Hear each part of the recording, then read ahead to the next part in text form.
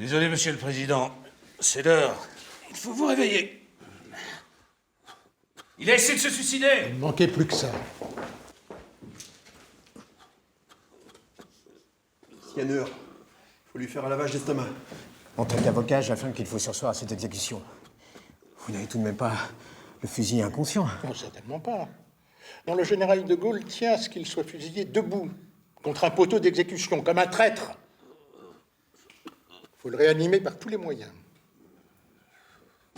Cet homme, que le général de Gaulle tient absolument à faire fusiller comme un traître, et qui vient de tenter d'échapper par le suicide à son exécution, c'est Pierre Laval, ancien président du conseil du maréchal Pétain pendant l'occupation allemande. Pierre Laval, le plus connu et le plus détesté des hommes politiques de la collaboration. Pourquoi donc, au moment même où le général de Gaulle mettait en œuvre la réconciliation nationale, pourquoi donc la mort de Pierre Laval représentait-elle un si grand enjeu ?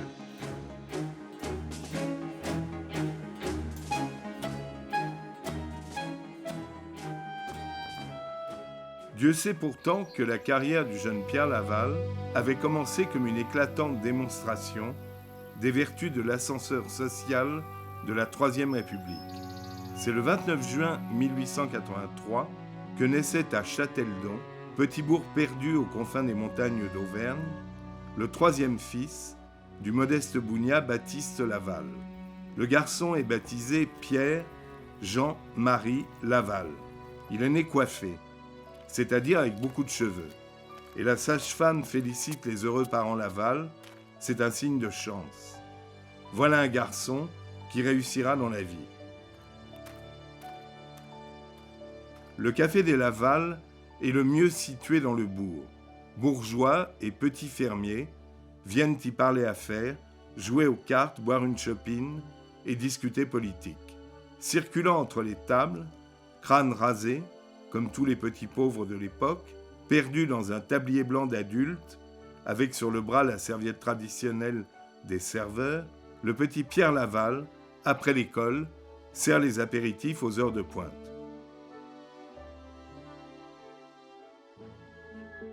« 50 ans plus tard, il est devenu riche, adulé, l'homme le plus puissant et le plus redouté de la France occupée.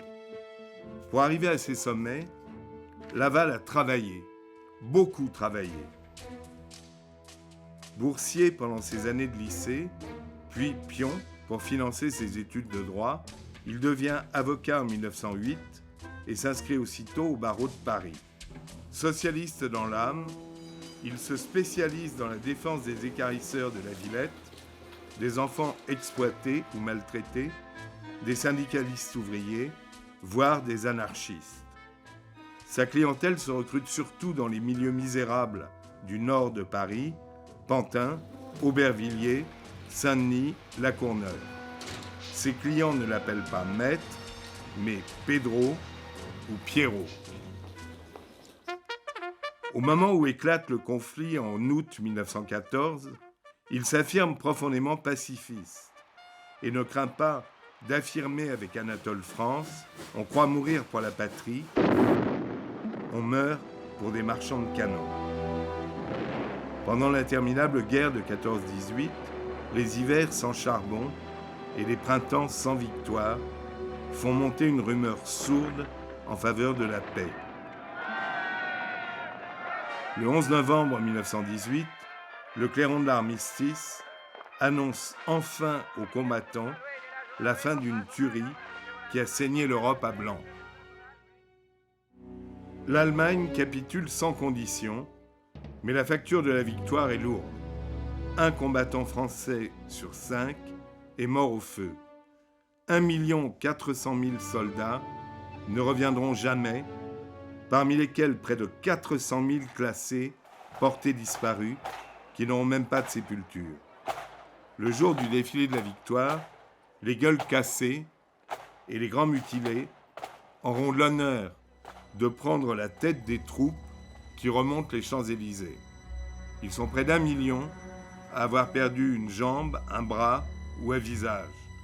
Pour tous ces gazés, ces invalides, ces hommes sans nez, sans mâchoire, il n'y a plus d'avenir. Le lendemain du 11 novembre 1918, commence une campagne électorale hors norme. Pour Laval, comme pour les plus pacifistes des socialistes, toute la campagne est axée sur la guerre à la guerre. Et c'est triomphalement qu'il est élu à la mairie d'Aubervilliers. Il en restera maire jusqu'en 1944 et n'oubliera jamais que c'est à cette banlieue déshéritée qu'il doit tout. Il multiplie les actions sociales, passant d'une inauguration d'immeubles à bon marché à une séance de médailles pour infirmières méritantes ou même à un concours du plus beau bébé de la commune. Il est omniprésent, aussi bien à Aubervilliers qu'à la Chambre des députés. Parallèlement, il acquiert à bon compte des journaux comme Le Populaire, voire Populiste, Moniteur du Puy-de-Dôme, et même des stations de radio. Et c'est grâce à l'efficacité de ce réseau de communication qu'il devient président du Conseil en 1930. Il a rompu avec la gauche de sa jeunesse, mais reste profondément et sincèrement pacifiste. Tant que je serai là, affirme-t-il, il n'y aura pas la guerre, je vous le promets. Tant qu'il y aura dans le monde des millions d'hommes en chômage ou dans la misère, la paix restera incertaine et nos vieilles civilisations exposées à tous les périls. En pleine crise économique mondiale, la France, protégée par sa prospérité agricole, échappe aux catastrophes boursières qui secouent la planète. Laval passe alors sans doute un peu abusivement pour un grand économiste. Je vais vous lire ma déclaration, on vous en remettra tout à l'heure le texte. Le président Laval peut désormais parler haut et fort au nom de la France, dont la réussite économique miraculeuse est jalousée par tous les pays en crise.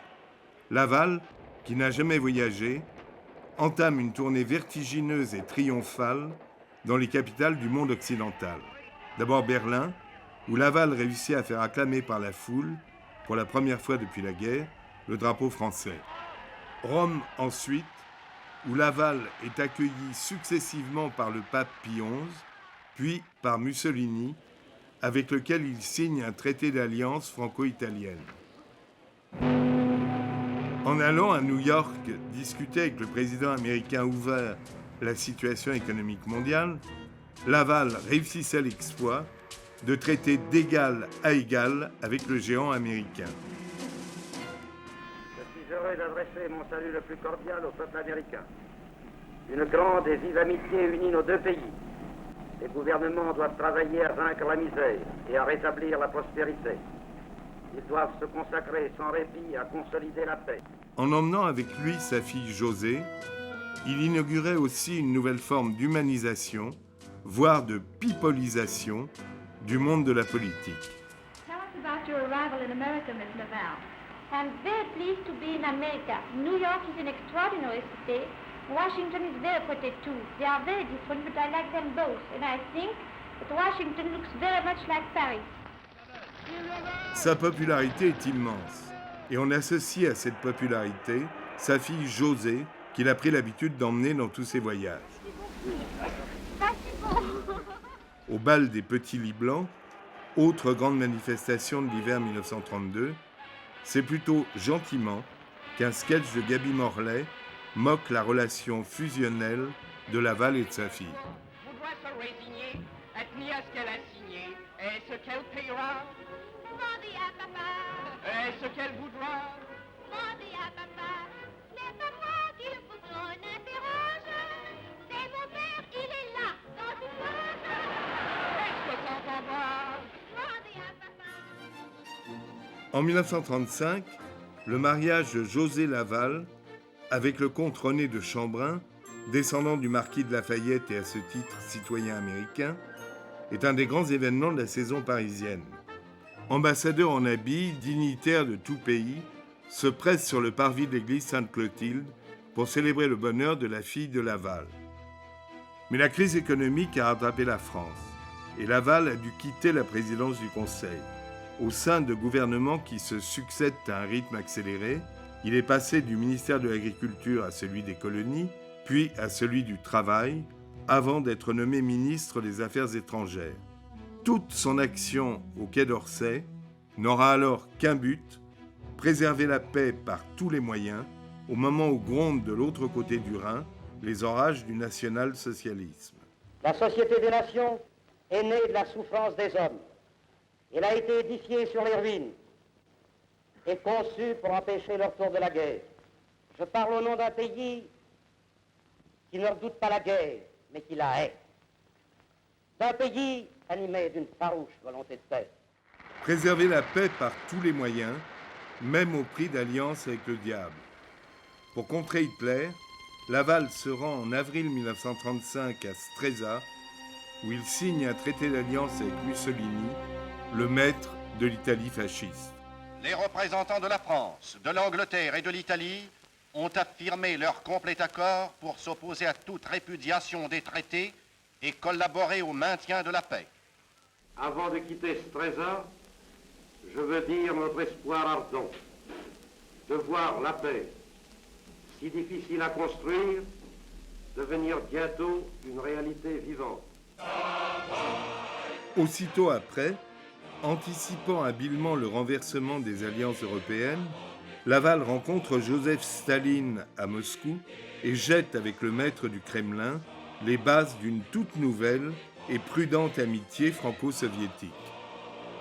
Surfant sur une vague de popularité sans précédent, Laval redevient président du Conseil en juin 1935. Mais très vite, l'affaire d'Éthiopie vient affaiblir ses positions. Contrairement aux engagements pris par Mussolini à Stresa, les troupes italiennes ont franchi la frontière d'Érythrée et menacent Addis Abeba.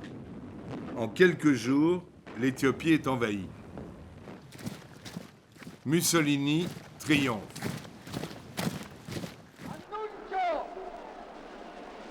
al popolo italiano e al mondo, l'Etiopia è italiana.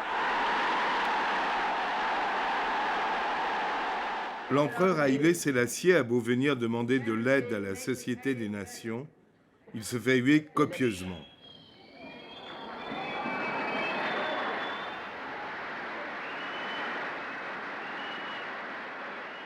L'Assemblée ne condamne l'agression italienne que par des recommandations polies.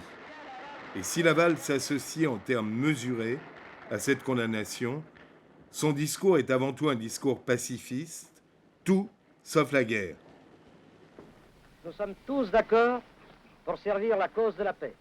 We are all at one in trying to serve the cause of peace. Nous sommes tous d'accord pour servir la paix. Mais la crise économique s'est encore aggravée et la popularité de Laval s'effondre. De toutes parts, on réclame sa démission. Et en janvier 1936, à la veille des élections, il est contraint à abandonner le pouvoir.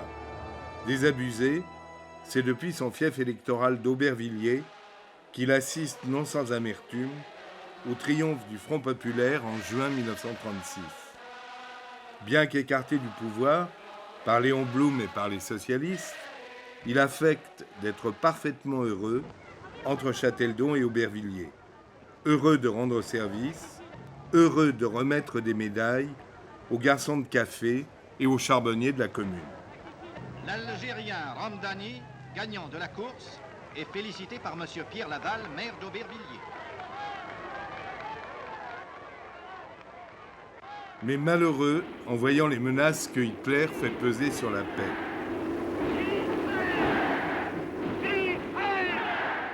On est au début de l'été, un été qui s'annonce magnifique. Dans l'ensemble, les Français ne se rendent pas compte de la gravité de la situation et écoutent avec ravissement Maurice Chevalier leur chanter « Tout ça fait d'excellents Français ». Le colonel était de l'action française. Le commandant était un modéré. Le capitaine était pour le diocèse. Et le lieutenant, ou le dé du curé, et tout ça, d'excellents Français, d'excellents soldats, qui marchent au pas, lèvent la douce d'un camp, quel que soit leur sort. Ils désirent tous désormais qu'on nous foute une bonne fois la paix. La France déclare la guerre à l'Allemagne le 3 septembre 1939.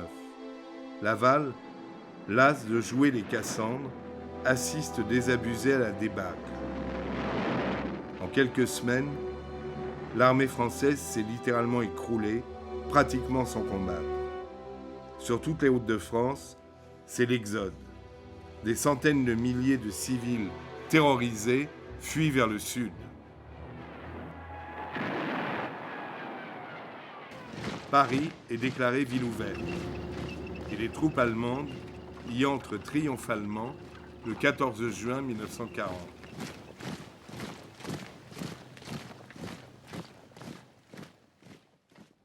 Le gouvernement a lui-même quitté Paris pour se réfugier à Bordeaux sous l'autorité du maréchal Pétain, auquel son statut de vainqueur de Verdun assure un prestige incomparable. Dans l'ombre de Pétain, Laval manœuvre avec habileté pour redevenir ministre d'État et abattre en quelques semaines les derniers remparts de la République. Hitler triomphe et se pavane avec jubilation au Trocadéro, où la croix gammée a remplacé le drapeau tricolore. Dans une France désormais coupée par une ligne de démarcation en deux zones, la zone occupée au nord de la Loire et la zone libre au sud, Laval milite pour que le gouvernement s'installe au centre du pays, à Clermont-Ferrand. En fait, c'est un peu par hasard que Pétain choisira Vichy, ville d'eau un peu endormie, comme siège du nouveau gouvernement français. Les deux assemblées réunies, Chambre des députés et Sénat, accorde les pleins pouvoirs au maréchal Pétain, qui désigne aussitôt Laval comme son dauphin. Pour Laval, c'est l'heure de la revanche. Écarté du pouvoir en 1936 par le Front populaire, il était prêt à toutes les concessions pour y revenir, y compris servir l'occupant dans l'ombre du maréchal. Dans ce royaume d'opérette qui est devenu la vieille cité thermale de Vichy, les ministères s'installent l'un après l'autre dans les hôtels autrefois dévolus aux curistes. L'hôtel du Parc marque le centre de cette cité nouvelle. C'est là qu'au retour de chacun de ses voyages, le maréchal vient reprendre la lourde tâche de rebâtir tout ce qui, dans ce pays, menaçait ruine. Le pouvoir et l'administration vivent ici en meublé. Et nous voici devant l'hôtel thermal, où s'est installé le général Hunziger, ministre secrétaire d'État à la guerre. De la guerre, passons à l'aviation. L'hôtel radio où se sont organisés les services de l'air présente la même disposition, les mêmes inconvénients que tous les immeubles du même genre changés en ministères. Les portes de communication se dissimulent dans les penderies. Les armoires servent de classeurs. Les tables de chevet de coffre-fort. Voilà Vichy, où chaque soir, après une journée de soucis et de labeur, un homme droit et tranquille rentre au pavillon séligné comme un bon ouvrier après sa dure journée. L'ouvrier qui rebâtit la France, Pétain. Parmi les premières mesures prises par le gouvernement de Vichy, l'épuration massive de tous les démocrates dans l'administration, le démantèlement de la franc-maçonnerie et les premières lois anti-juives de octobre 1940. Au nom de cet antisémitisme d'État, les Juifs sont exclus de la fonction publique, de la presse et du cinéma.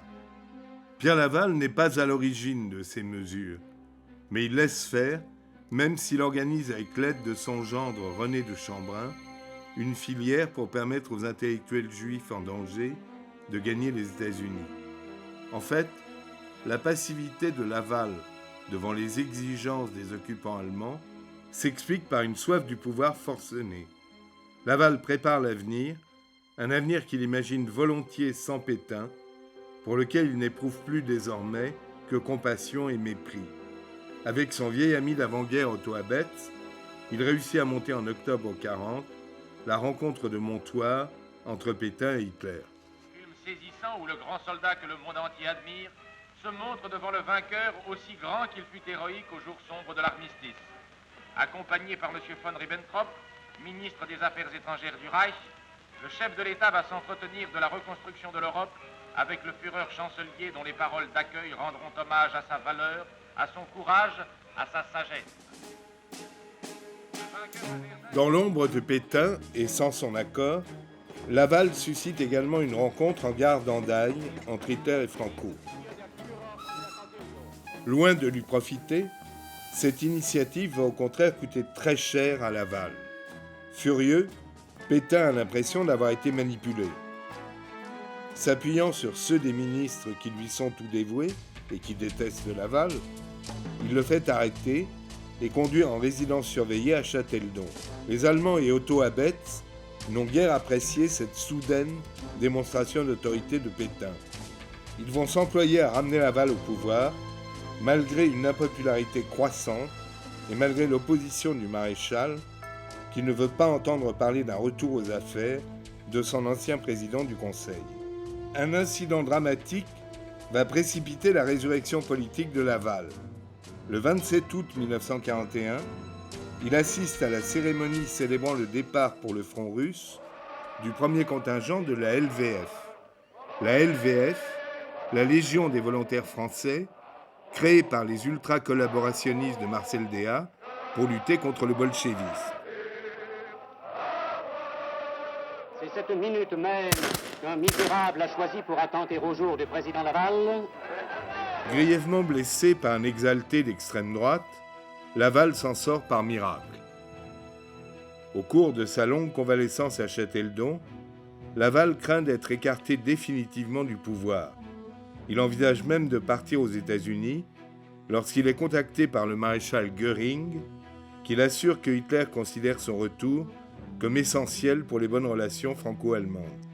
Flatté, Laval hésite pourtant pendant plusieurs semaines à revenir au pouvoir aussi visiblement imposé par l'occupant nazi.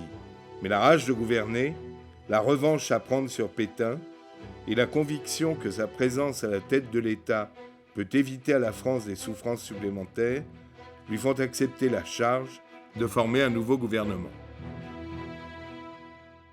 À l'appel du maréchal, le président Pierre Laval a formé un nouveau ministère pour répondre aux nécessités de la politique extérieure et intérieure du pays. Le président Pierre Laval, en plus de sa fonction de chef de gouvernement, il dirigera les ministères des Affaires étrangères, de l'Intérieur et de l'Information. En clair, Laval regroupe désormais sous sa seule autorité tous les pouvoirs. Il a désormais plus de pouvoir que n'en a jamais eu aucun homme politique en France. Pour permettre la libération des soldats français encore prisonniers en Allemagne, et pour donner des gages aux Allemands qui ont un urgent besoin de travailleurs pour leur effort de guerre, Laval propose le principe de la relève. Un prisonnier libéré pour un travailleur français partant librement en Allemagne. Dans tous les centres où ils se sont ouverts, les bureaux d'inscription des travailleurs pour l'Allemagne ont vu affluer les volontaires. L'appel à la grande relève a été compris. Grâce à ces départs, des milliers de prisonniers retenus jusqu'ici sur la terre étrangère reverront leurs familles. La grande relève est commencée. En fait, malgré les efforts de propagande déployés par les services de Laval, malgré la promesse d'un salaire bien supérieur à ceux pratiqués en France, les ouvriers renâclent à partir en Allemagne. Quelques milliers seulement se sont présentés dans les bureaux d'embauche. On est bien loin des 350 000 travailleurs souhaités par les Allemands. Pourtant, la propagande Staffel veille à donner une large publicité à l'arrivée des premiers trains. Mais voici le président Laval accompagné des représentants des autorités occupantes. Le chef du gouvernement a tenu à assister lui-même à cette première rencontre des hommes qui partent et des hommes qui reviennent. Vive le maréchal! Je viens au nom de la France et de son chef, le maréchal, accueillir les prisonniers rapatriés et remercier les ouvriers qui ont permis leur libération.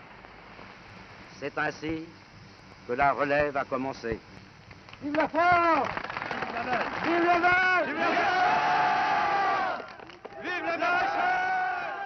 C'est pour complaire aux autorités allemandes, et sans en référer à Pétain, que Laval lance à la radio le 22 juin 1942 cette phrase terrible. Je souhaite la victoire de l'Allemagne, parce que sans elle, le bolchevisme demain s'installerait partout. Une phrase lourde de conséquences qui le poursuivra jusqu'à son procès en 1945. Dans le même temps, l'été 1942 voit se développer une terrifiante propagande antisémite dans la presse, dans le cinéma comme dans la chanson.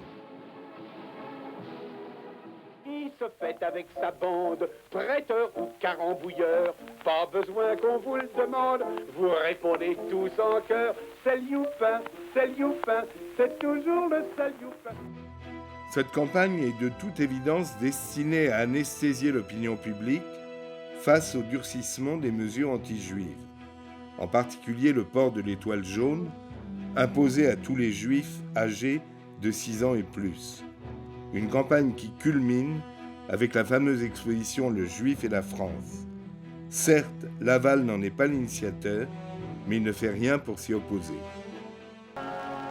Sur 100 Français de vieille souche française, 90 au moins sont de vrais blancs, purs de tout autre mélange racial. Il n'en est pas de même du juif.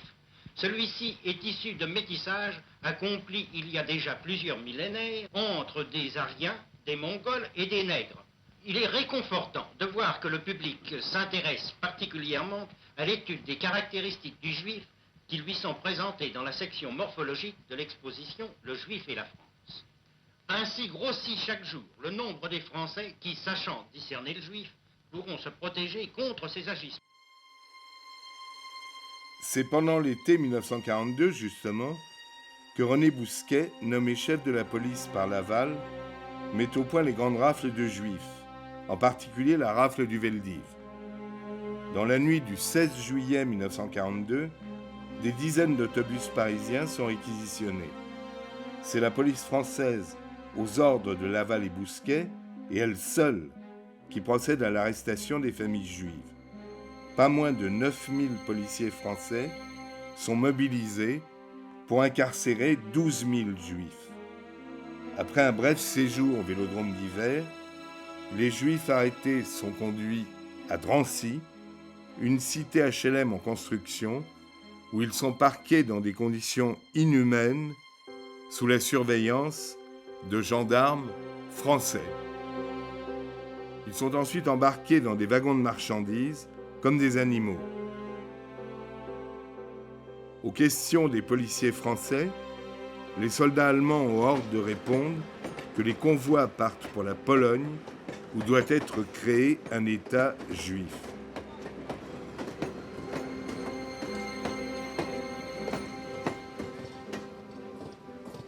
Difficile à croire. Pourtant, Laval et Bousquet se contentent de cette réponse qui doit leur épargner bien des troubles de conscience. Peu à peu, Laval est amené à céder sur tous les plans face à des autorités allemandes de plus en plus exigeantes. Il va même aller bien au-delà de la demande nazie en proposant de déporter désormais aussi les enfants de moins de 16 ans. Cynisme ou inconscience, Laval va jusqu'à affirmer que c'est une décision humanitaire pour ne pas séparer les enfants de leurs parents. Mais ces concessions ne réussissent pas à masquer l'échec à peu près total de la relève. Les autorités allemandes en arrivent à imposer en septembre 1942 le STO, service du travail obligatoire. Et c'est dans des trains gardés jusqu'au dernier moment par les gendarmes que l'on embarque pour l'Allemagne les travailleurs réquisitionnés. L'image de Laval se dégrade encore à la fin de l'année 1942, à cause du STO, à cause de la déportation des Juifs, qui choque de plus en plus de Français, à cause de la pénurie alimentaire, à cause du développement du marché noir. Laval est de plus en plus détesté. Les murs se couvrent d'inscriptions qui le traitent de collabo, de menteur et d'assassin. Parallèlement, la résistance se développe. Puissamment soutenue par les communistes qui, depuis la rupture du pacte germano-soviétique, sont devenus le fer de lance de la lutte contre l'occupant, sabotage spectaculaire de trains allemands,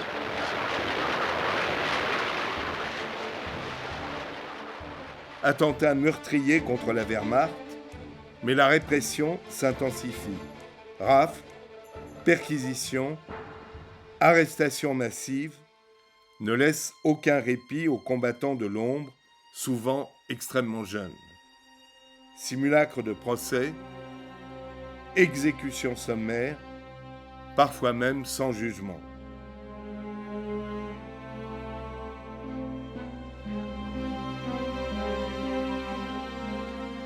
En janvier 1943, Laval intensifie encore la répression contre la résistance avec la création de la milice pour remplacer une police en laquelle il n'a plus confiance. Miliciens, à vous! La milice, aux côtés de la Gestapo, va multiplier les exactions. Et Laval, l'ancien socialiste, l'éternel pacifiste, on est réduit à passer en revue les baroudeurs fascistes en chemise noire, parfois même à couvrir leurs crimes. Se sentant de plus en plus impopulaire, Laval lance en 1943 un appel pathétique à la compréhension des Français. Tout mon effort est uniquement inspiré par le souci que j'ai de défendre mon pays. Mais dans ma tâche ingrate, difficile, redoutable, j'ai besoin de votre compréhension et de votre concours. L'Allemagne, elle, vient de faire un effort de compréhension. Si les Français me comprenaient mieux et voulaient m'aider, je suis sûr que je pourrais leur apporter d'autres soulagements et de nouvelles raisons d'espérer. L'effort de compréhension des Allemands dont se félicite Laval, c'est la suppression de la ligne de démarcation. Il s'agit d'un assouplissement très large de la ligne de démarcation qui subsistera en tant que ligne de partage entre les deux zones, mais qui disparaît en tant qu'elle constituait une entrave à la liberté de circulation. Désormais, plus d'Ausweis, plus de formalités, une simple carte d'identité.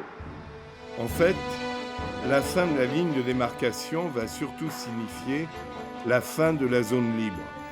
Désormais, les Allemands occupent la totalité de la France et les Panzers font leur entrée dans Marseille. J'ai fait cette politique pour atténuer pour notre pays les conséquences de notre malheur.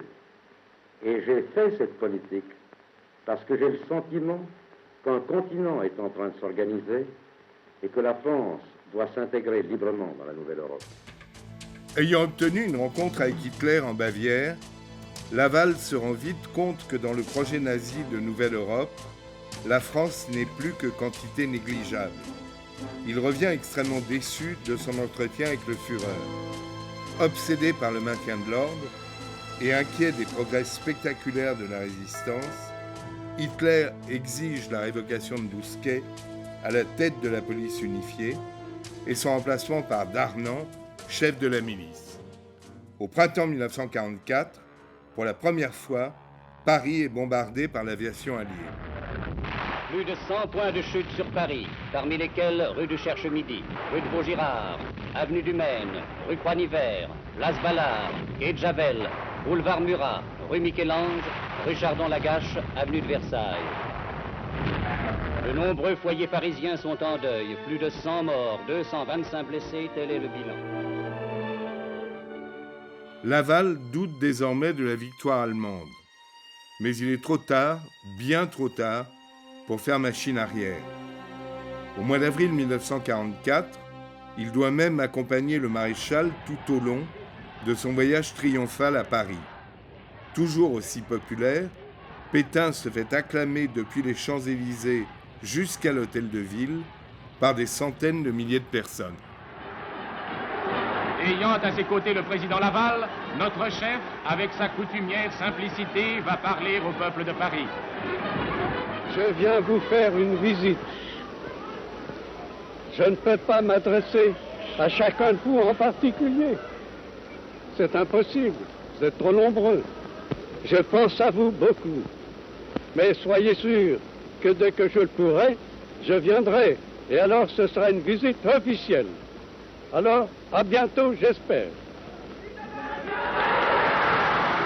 Les acclamations montent sans fin vers le grand soldat, vers la haute et pure figure de légende qu'est Philippe Pétain. Des acclamations qui salueront le général de Gaulle avec la même ferveur et au même endroit, quelques semaines plus tard, à l'aube de la Libération. Et le défilé s'engage dans la rue de Rivoli, où flottent hier encore les étendards à trois gamets.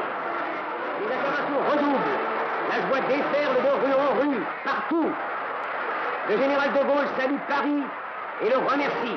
Paris, Paris outragé, Paris brisé, Paris martyrisé, mais Paris libéré. En effet, le 6 juin 1944, à l'aube, la plus formidable armada de tous les temps a débarqué sur les plages de Normandie. L'armée allemande livre des combats désespérés, mais le mur de l'Atlantique cède en quelques heures et les troupes alliées déferlent sur la campagne normande. Désormais, Laval n'a plus guère d'illusions politiques. S'il se bat, ce n'est plus pour conserver le pouvoir, mais pour tenter de ne pas laisser l'image d'un traître. Enlevé de force par la Gestapo, Laval se considère désormais comme prisonnier des Allemands et refuse d'assumer quelque responsabilité que ce soit. Le 20 août, il se retrouve avec Pétain à Belfort, encore occupé par l'armée allemande. Mais alors que Pétain reste très populaire et est encore acclamé par la population, Laval se fait conspuer par la foule. Dans les jours qui suivent, tandis que se livre le dernier combat pour la libération de Paris, et malgré leurs protestations, Pétain et Laval sont transférés en Allemagne. Le 8 septembre, on les installe à Sigmaringen. Le château des Hohenzollern est une énorme pâtisserie, sans âge et sans style. Hérissée de tourelles improbables, de gargouilles et de corniches qu'on croirait surgies d'un dessin animé de Walt Disney. Pendant tout leur séjour à Sigmaringen, comme le raconte Céline avec une superbe férocité, Pétain et Laval ne s'adresseront jamais la parole. À Paris, comme dans toute la France, est venu le temps de l'épuration, avec ses violences, parfois même ses injustices.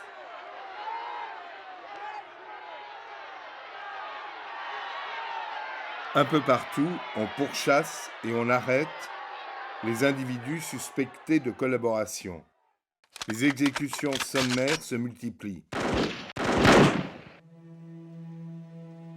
Les femmes, soupçonnées à tort ou à raison de collaboration horizontale, c'est-à-dire d'avoir eu des relations avec les Allemands, sont battues, humiliées, tondues, caillassées.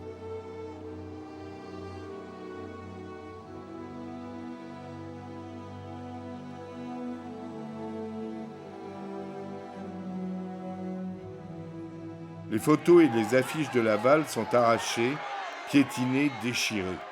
Depuis son exil de Sigmaringen, Laval apprend avec consternation que dans cette France libérée, des émeutiers ont donné l'assaut au château de Châteldon. Les vitres ont été brisées, son chien et ses animaux familiers abattus, ses meubles et ses souvenirs vendus aux enchères sur la place publique. On vend les tableaux, les meubles, l'argenterie. On vend même les fameuses cravates qui se faisaient blanchir à Berlin ou à Rome. Et lorsqu'en mars 1945, les forces françaises libres du général Delattre parviennent à Sigmaringen, les dignitaires de la collaboration ont déjà pris la fuite. Céline s'est réfugiée au Danemark, d'autres en Italie. Pétain et Laval, eux, essaient chacun de leur côté de gagner la Suisse. Mais si Pétain bénéficie du droit d'asile, Laval, lui, est refoulé à la frontière. En désespoir de cause, il demande asile à Franco. Et au lendemain du suicide de Hitler, le 2 mai 1945, au moment même où l'armée soviétique et l'armée américaine font leur jonction dans les ruines de Berlin, Laval réussit par miracle à embarquer sur un vieux Junker qui l'emmène avec sa femme à Barcelone. Contrairement à toutes les promesses qui lui avaient été faites au temps de sa splendeur, trahi par ces Espagnols qu'il considérait pourtant comme des amis sûrs, Laval est immédiatement incarcéré avec sa femme à la forteresse de Montrouir. Il allait y rester plusieurs mois, apprenant avec rage que Pétain était rentré en France. Et voici que Pétain entre dans la salle de la première chambre. Trop petite salle pour un si grand procès. Pour ce procès où l'homme qui ose encore se dire chef de l'État va répondre des années pendant lesquelles la France a été occupée aussi par lui. Le premier président Mongibaud ouvre les débats par les questions rituelles et l'accusé répond « Pétain, Philippe, maréchal de France ». De sa prison en Espagne, Pierre Laval entendait mal à la radio les comptes rendus du procès Pétain. Mais Pierre Laval était, je crois, ulcéré, c'était un de ses mots, un des mots qu'il affectionnait, il était ulcéré de ne pas pouvoir lui aussi se justifier. Il était désolé de voir le maréchal Pétain rendre des comptes, voir les avocats du maréchal Pétain parler et surtout construire la défense du maréchal Pétain contre lui, Pierre Laval. Dans sa prison espagnole de Montrouir, Laval est en proie au doute. Trahi par Franco, doit-il accepter de se réfugier en Irlande, pays neutre par excellence, ou doit-il rentrer en France pour se justifier, comme est en train de le faire le maréchal Pétain? Il semble même qu'il ait songé à se suicider. En partie sous l'influence de sa femme, Laval choisit de rentrer en France. Dès lors, tout va très vite. Le Junker allemand qui l'avait amené à Barcelone le ramène en Autriche en zone américaine. Le général Copland, pressé de se débarrasser de ce colis encombrant, le livre aux autorités françaises. Aussitôt, De Gaulle exige que Laval soit rapatrié, mais dans un avion français. C'est donc dans un Beechcraft de l'US Air Force, hâtivement repeint aux couleurs françaises, que Laval et sa femme atterrissent au Bourget le 2 août 1945. Il est immédiatement incarcéré à la prison de Fresnes et, dès le lendemain, conduit au palais de justice de Paris. Et c'est un Laval décharné, flottant dans un costume devenu trop grand pour lui, qui entre au tribunal. Et voici dans la même salle un autre gibier de choix. Pierre Laval a oublié dans tous les sens d'être un innocent. Laval dut vite se rendre à l'évidence, symbole de la collaboration la plus active, il était bien l'homme le plus haï de France. Laval, l'avocat des mauvaises causes, va plaider le dossier Pétain. Le procès Pétain, dit-il, c'est un peu le mien. Et c'est le sien, en effet. Pétain, Laval, les deux noms sont liés. Liés par l'assassinat de la République. Liés par Toulon, par la déportation, les cours martiales. Liés par Buchenwald et Dachau. Liés par la mort des patriotes. Liés par les fameux mots qui ont fait la gloire misérable de Vichy. Je souhaite la victoire de l'Allemagne. Les jurés ont parlé. Oui, Pétain est coupable. Oui, Pétain mérite la mort. À cause de son grand âge et de son passé de vainqueur de Verdun, De Gaulle devait gracier Pétain. Mais il lui fallait maintenant régler le cas Laval. Et rapidement, car se profilait déjà à l'horizon l'échéance des élections du 21 octobre 1945. Des élections capitales pour les gaullistes, chargés de l'épuration et soucieux d'afficher une fermeté au moins égale à celle des communistes dans la répression des traîtres. L'instruction du procès Laval, confiée au juge Béteille, prévoyait au moins 4 semaines d'interrogatoire menées au fort de Montrouge. C'est une instruction qui était absolument escamotée, puisque les archives de Vichy n'avaient même pas été entièrement dépouillées. Monsieur Béteille avait prévu 25 interrogations, 25 interrogatoires. Il y en a eu 5, en tout et pour tout. Malgré les protestations de Laval et de ses 3 avocats commis d'office, l'instruction est close le 23 septembre. Le magistrat instructeur, le juge Béteille, est parti en vacances en emportant les clés de son coffre. Les avocats de Laval n'auront jamais accès aux pièces mises sous scellé, et c'est dans un palais de justice en état de siège que s'ouvre le 5 octobre 1945 le procès de Laval. Fenêtre obstruée, garde en armes sur les toits, dans les cours et les couloirs. Il faut montrer patte blanche pour accéder à la salle d'audience.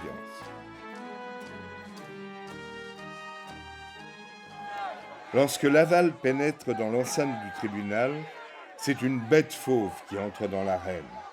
Une bête fauve qui se heurte immédiatement à l'évidente hostilité du président Mongibaud. Le magistrat affiche d'entrée son intention de ne pas faire de cadeau ni à Laval, ni à ses avocats, comme en témoignent les minutes du procès. Vous avez demandé la parole, maître No. Je vous la donne. Monsieur le Président, nous avions réclamé pour défendre Pierre Laval une instruction complète et préalable. Soyons sérieux, maître. Les faits qui sont reprochés à votre client sont connus de tous. L'instruction du procès Laval, c'est en juillet 40 qu'elle a commencé. Il était donc inutile que nous perdions notre temps avec une interminable instruction judiciaire préalable. Refuser à l'accusé une instruction équitable, c'est la négation même de notre justice. Nous avons donc pris la décision de renoncer à plaider.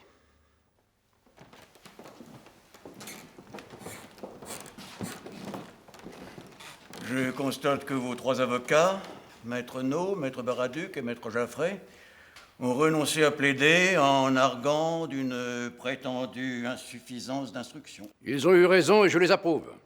Mais je voudrais d'abord faire remarquer que ceux qui prétendent me juger aujourd'hui étaient tous aux ordres du gouvernement de Vichy à l'époque des faits qui me sont reprochés. Vous, monsieur le Président, vous, messieurs les magistrats, et vous aussi, monsieur le procureur général. Taisez-vous, monsieur Laval. Le tribunal comprend votre motion. Mais je vous somme de mesurer vos propos. Nous sommes ici pour analyser les circonstances de votre collaboration avec les Allemands. Monsieur le Président, je vous rappelle qu'il y avait en France, durant ces années sombres, des gens que je n'avais pas appelés, mais que d'autres, par leur folie, par leur maladresse ou leur inexpérience, avaient amenés au pouvoir. Ce sont les Allemands. Aujourd'hui, ils n'y sont plus, les Français sont libres. Mais si vous me traitez comme les Allemands traitaient les Français pendant l'occupation, alors qu'avez-vous à me reprocher ? C'est pourtant bien vous, monsieur Laval, qui proclamiez à la radio le 22 juin 1942 « Je souhaite la victoire de l'Allemagne ». Ayez au moins l'honnêteté, monsieur le Président, de citer mes propos intégralement. J'ai bien dit en effet que je souhaitais la victoire de l'Allemagne, mais en ajoutant ceci. Car sans elle, le bolchevisme partout demain s'installera en Europe. C'est le propre des hommes de gouvernement de ne pas craindre l'impopularité quand ils pensent qu'à ce prix, il peut être plus utile à leur pays. Mais vous avez tout de même souhaité publiquement la victoire de l'Allemagne nazie. Ce que je voulais dire, par cette phrase peut-être imprudente, c'est qu'il me semblait que la France avait une chance de survivre avec l'Allemagne alors qu'il n'y en avait aucune si l'Europe tout entière était sous la domination bolchevique. Et grâce à cette phrase, monsieur le Président, oui, grâce à cette phrase, j'ai pu obtenir des apaisements inespérés de la part des Allemands, comme la libération des prisonniers, par exemple. Ou comme la déportation massive des Juifs en 1942. Vous considérez sans doute la rafle du Veldiv comme un apaisement inespéré. Vous savez très bien, monsieur le Président, que pour ces événements tragiques de 1942, j'ai été mis devant le fait accompli. J'ai protesté avec véhémence auprès du général Auberg, qui m'a assuré qu'il ne pouvait rien faire. C'était une décision prise personnellement par Hitler. J'ai essayé de savoir où les Allemands conduisaient les convois de Juifs. La réponse était invariable. En Pologne, où nous voulons créer un État juif. Et vous vous êtes satisfait de cette réponse? Oh, je crois que je n'ai pas été le seul. Mais moi, j'ai fait tout ce qui était humainement possible pour sauver le maximum de ces malheureux. Ça ne vous a pas empêché d'envoyer des dizaines de milliers d'innocents vers les camps de la mort. Mais j'en ai sauvé des milliers, et je peux le prouver. Dès juillet 1942, j'ai contacté le Saint-Siège et j'ai supplié le pape d'intervenir. J'ai même convoqué tous les chefs de mission des pays dont les ressortissants juifs étaient menacés, leur conseillant soit de faire agir directement leur gouvernement, soit de rapatrier dès que possible leurs nationaux menacés. Oui, mais c'est à cause de vous que des dizaines de milliers d'autres ont été conduits à la mort. Ne m'insultez pas, monsieur le procureur. Vous savez très bien que j'ai toujours été contre la violence, contre la guerre et pour le respect de la vie humaine. Vous m'accablez parce que je n'ai pas toujours su dire non. Mais vous qui me jugez si sévèrement, monsieur le procureur, et vous, monsieur le président, vous avez dit oui toute votre vie. Monsieur Laval, encore un mot qui puisse constituer un outrage à l'égard des magistrats et je vous fais ramener en cellule. La loi et la force me contraignent de me présenter devant vous comme un accusé. Et si mon corps est enchaîné, mon âme est libre. Je suis français, monsieur le président. J'aime mon pays. Je n'ai servi que lui et je vous le prouverai. Si toutefois vous me laissez m'exprimer. Autrement, condamnez-moi tout de suite, ça sera plus clair. 12 balles dans la peau. Voilà ce que tu mérites, crapule. Messieurs, s'il vous plaît. Tu gueuleras moins fort quand tu seras devant le poteau d'exécution, salaud. Messieurs, un peu de dignité, s'il vous plaît. Je rappelle à messieurs le juré qu'en aucun cas, ils ne peuvent intervenir devant le tribunal. Dans ces conditions, je me trouve dans l'obligation de suspendre l'audience. Garde, faites sortir l'accusé.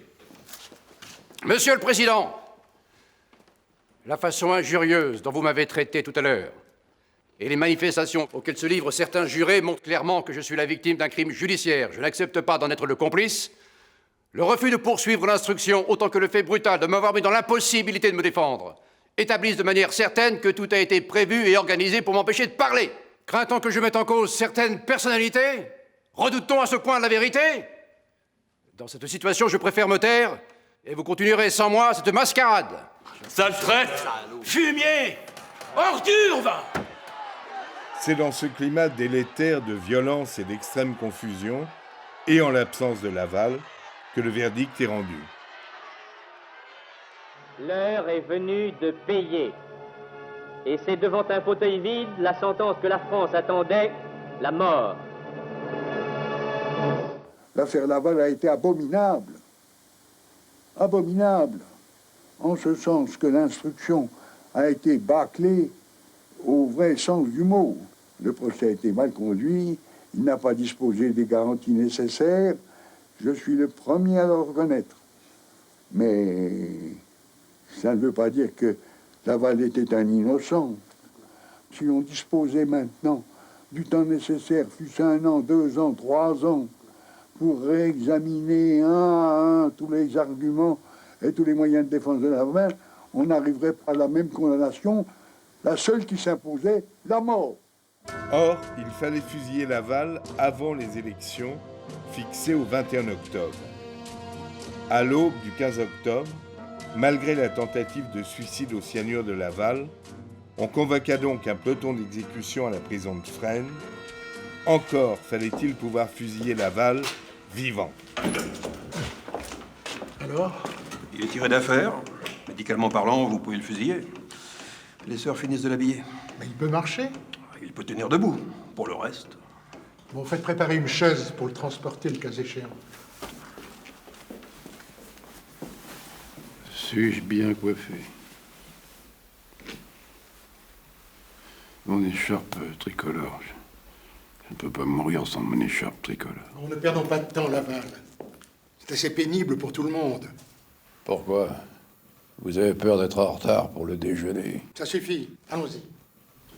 Rassurez-vous, monsieur le procureur, j'ai tout mon temps. Je pourrais avoir un verre d'eau, ma sœur. C'est incroyable comme j'ai soif. Merci.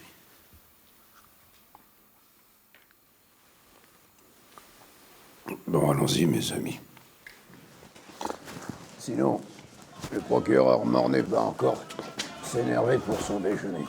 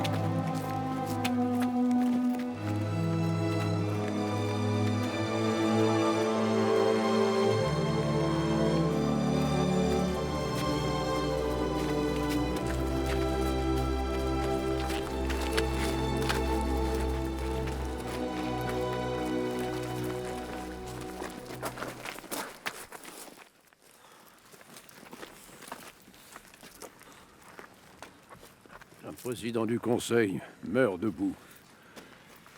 Je trouverai bien les forces nécessaires pour tenir la minute qu'il faudra.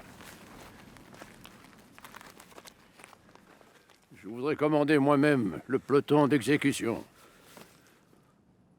C'est impossible, monsieur le président. Et pourquoi donc? On l'a bien fait pour ce pauvre Pucheux à Alger. Un ordre militaire est nécessaire pour que tous les soldats tirent en même temps. Comme ça, vous ne souffrirez pas. C'est vous qui le dites. Monsieur Mornay, même en vous cachant derrière un corbillard, vous resterez coupable d'un des plus grands crimes de l'histoire. Je meurs pour avoir trop aimé mon pays.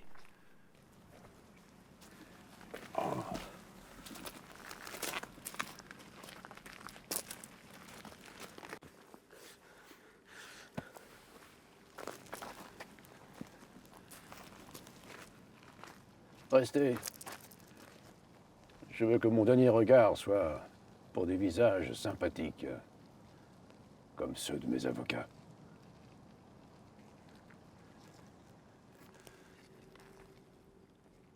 Soldats, soyez conscients que le pouvoir politique fait de vous des assassins. Mais je ne vous en veux pas.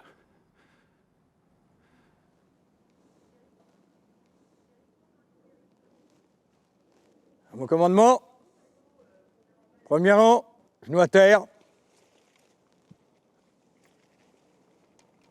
En joue.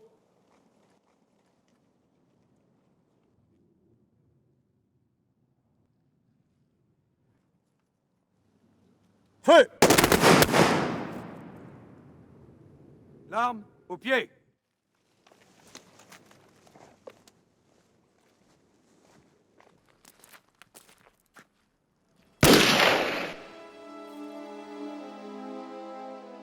« 15 octobre 1945, 12h32, Pierre Laval a expié. » C'est le tout jeune journaliste Pierre Sabag qui couvrait l'exécution pour la radio tandis que le corbillard emmenait le corps de Laval vers une fosse commune du cimetière de Thiais.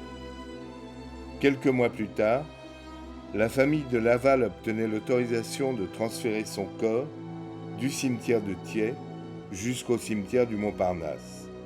Encore aujourd'hui, chaque 15 octobre, des fidèles du président Laval viennent déposer sur sa tombe des fleurs blanches, ses fleurs préférées.